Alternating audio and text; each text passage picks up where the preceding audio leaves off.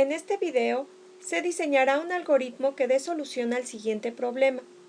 Se solicitarán al usuario dos números y se imprimirá en pantalla la división de ambos siempre y cuando el segundo número sea diferente de 0.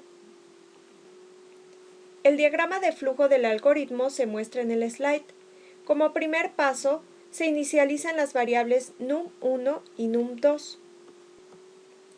Se evalúa si el contenido de la variable num2 es diferente de 0. Si la condición da como resultado un valor verdadero, se lleva a cabo la división y se imprime en pantalla el resultado. Por último, se indica el término del algoritmo.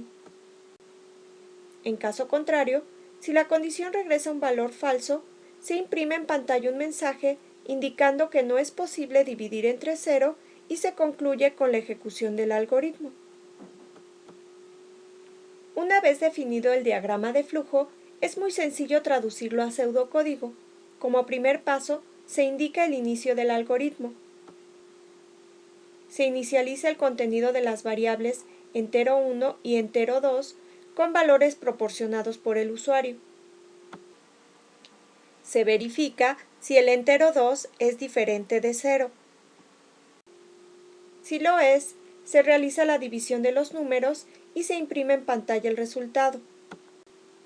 En caso contrario, si el contenido de las variables entero2 da como resultado un falso, se imprime el mensaje de no dividir entre 0. Y finalmente, se indica el término del algoritmo. Una vez que se cuenta con el pseudocódigo, es muy sencillo decodificarlo en lenguaje C. Todo programa inicia incorporando la librería stdio.h con la sentencia que se muestra en el slide. Después se define la función main, la cual siempre es invocada al ejecutar el programa. Se inicia declarando las dos variables enteras con identificadores entero1 y entero2 respectivamente. Posteriormente se utiliza la función printf para escribir la cadena de caracteres dame el número 1 en pantalla. A continuación, se invoca la función scanf para leer los datos que el usuario introduzca desde el teclado. Se especifica como primer argumento un %d para indicar que el valor será almacenado en la variable entero1, definida como segundo argumento de la función.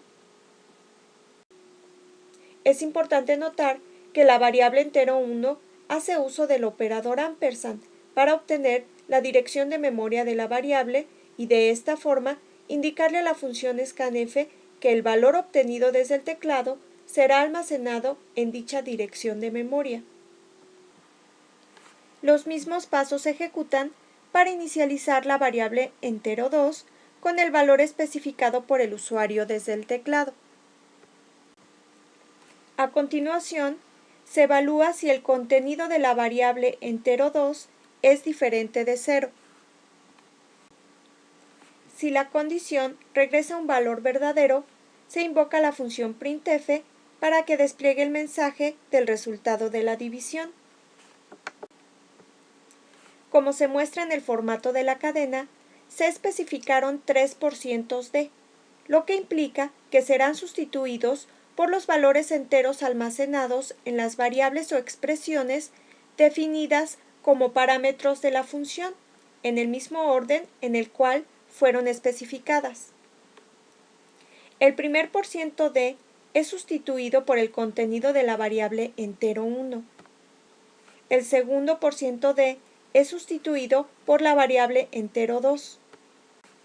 Y el tercer %d es sustituido por el resultado de la división entre el entero1 y el entero2. En el caso de que el resultado de la evaluación sea falsa, se imprimirá el mensaje de no dividir entre 0 utilizando la función printf. Por último, se especifica el valor de retorno de la función.